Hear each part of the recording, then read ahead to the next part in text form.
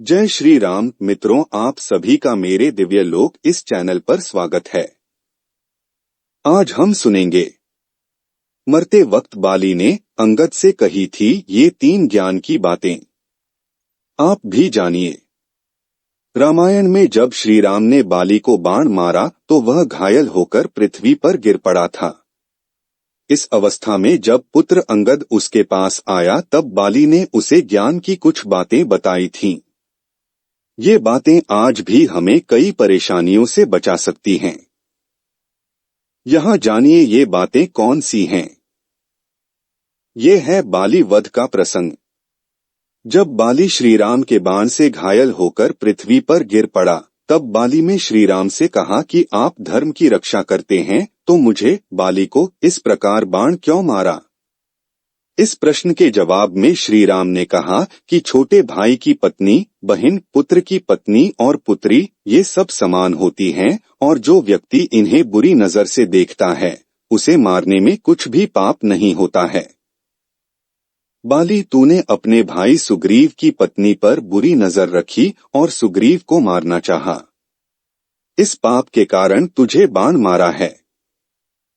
इस जवाब से बाली संतुष्ट हो गया और श्रीराम से अपने किए पापों की क्षमा याचना की।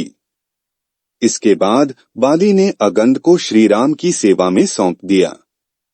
मरते समय बाली ने अंगद से कही ये बातें।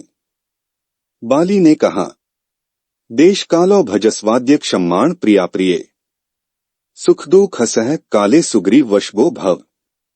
इस श्लोक में बाली ने अंगद को ज्ञान की 3 बातें बताई हैं। 1. देश काल और परिस्थितियों को समझो। 2. किसके साथ कब, कहां और कैसा व्यवहार करें, इसका सही निर्णय लेना चाहिए। 3. पसंद नापसंद, सुख दुख को सहन करना चाहिए और क्षमा भाव के साथ जीवन व्यतीत करना चाहिए।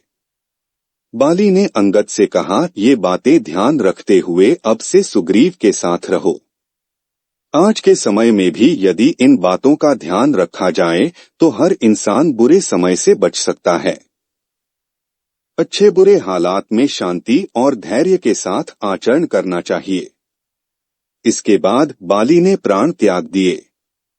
बाली की पत्नी तारा विलाप करने लगी।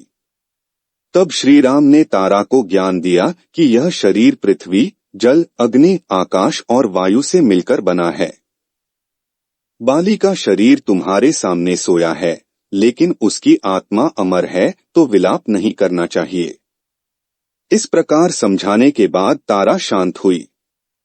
इसके बाद श्रीराम ने सुग्रीव को राज्य सौंप दिया।